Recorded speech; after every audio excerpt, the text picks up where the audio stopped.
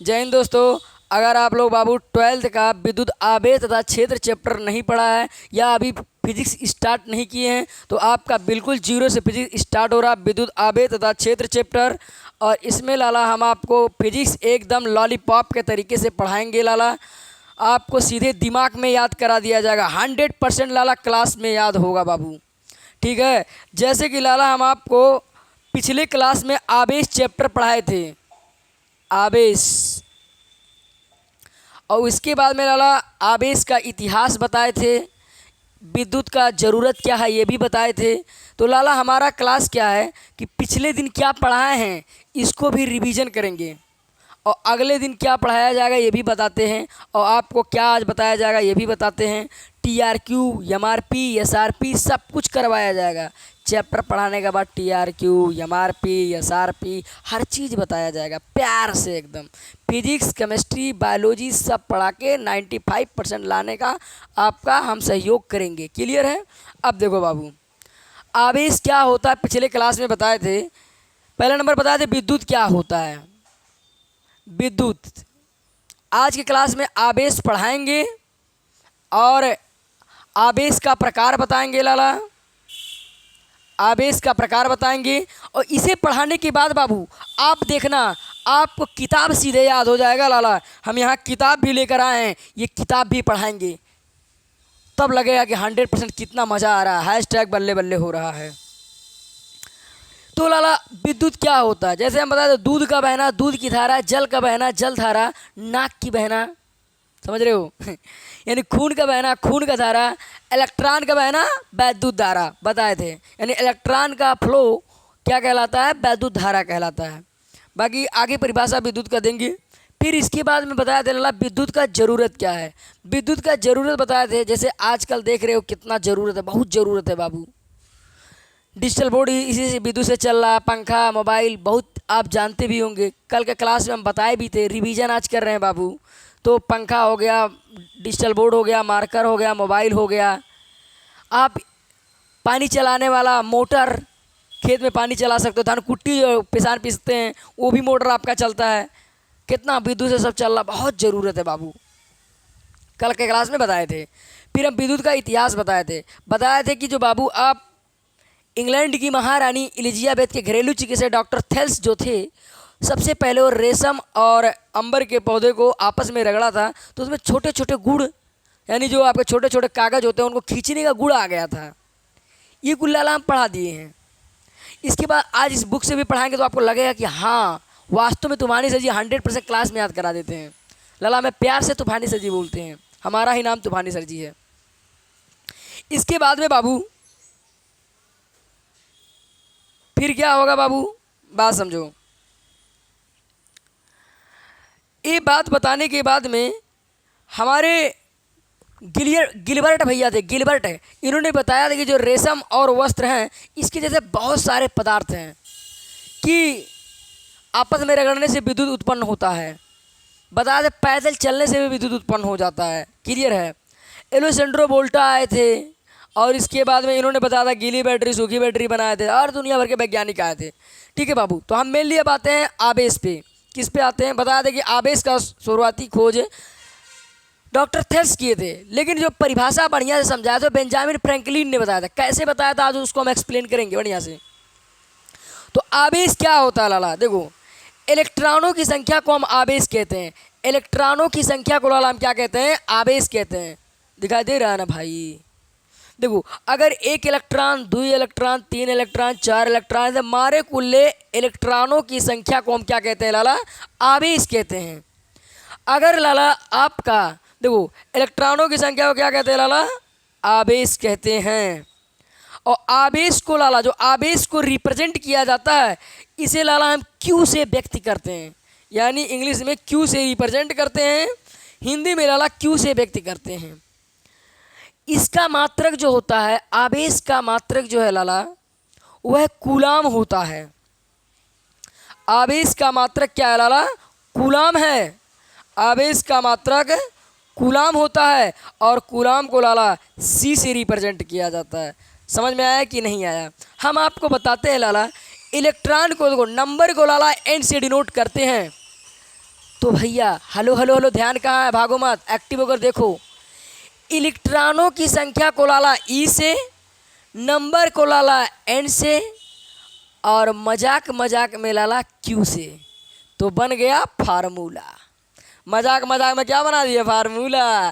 Q बराबर N E, number of electron. याद रखना लाला, इस पे हम न्यूमेरिकल करवाएंगे, एक एक का न्यूमेरिकल करवाया जाएगा।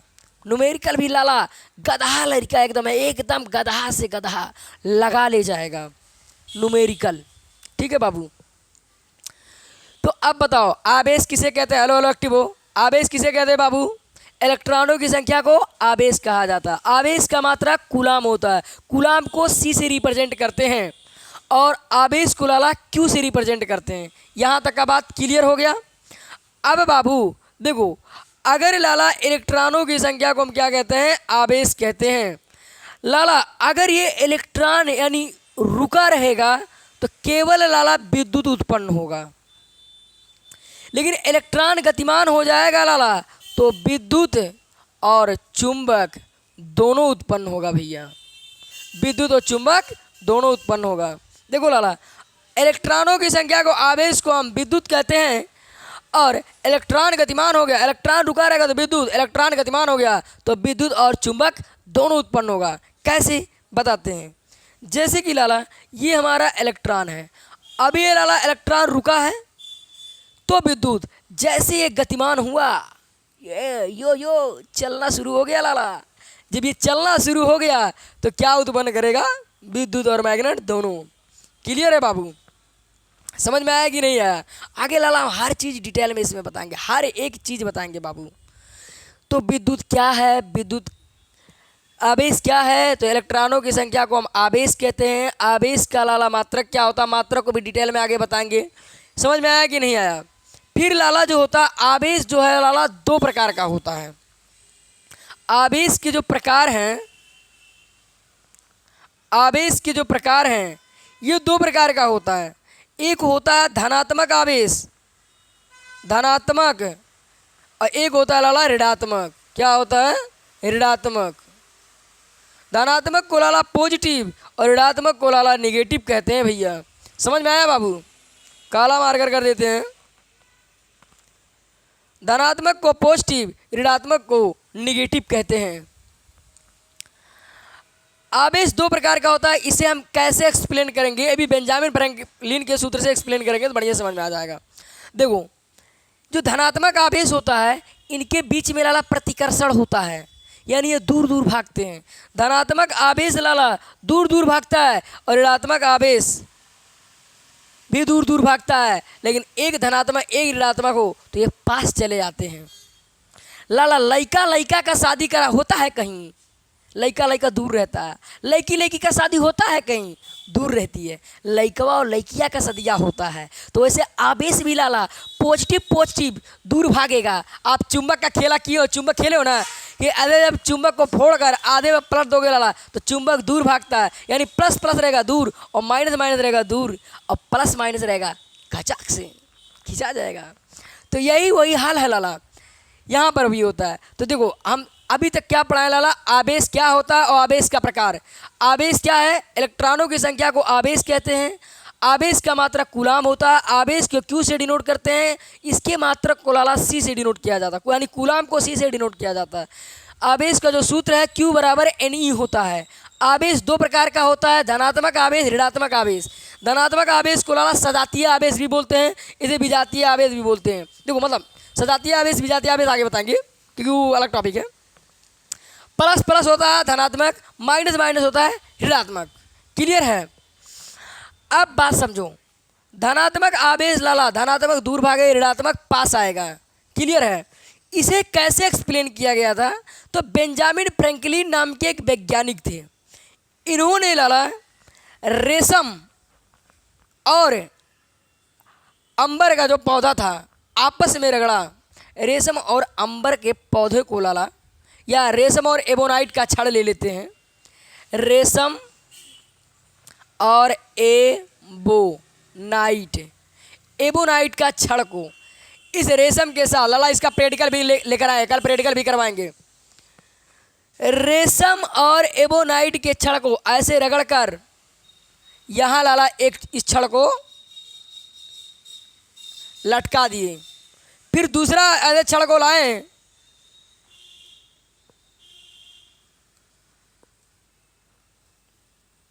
दूसरा इस छड़ को रगड़कर यहाँ लाला ऐसे धागे से लटका दिए दोनों को। अब जब बाबू हम इस छड़ को इसके पास लाए तो ये छड़ दूर जाने लगा। देखो दूर जा रहा है ना भाई, यानी बाबू इस छड़ा को जब इसके पास लाते थे तो ये दूर भागने लगा। क्लियर है। फिर हम क्या किए, दूसरा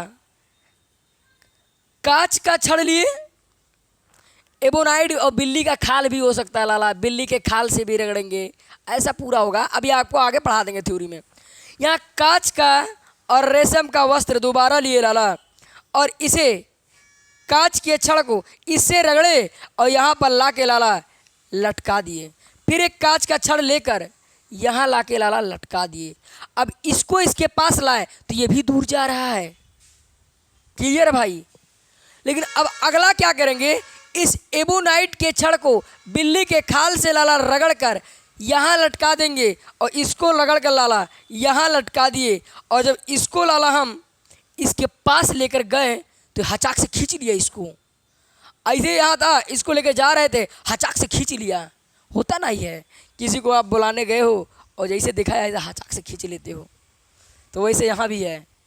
मिलने गए हो, बुला लिए, हचाक से आ गया पास। क्लियर है भाई।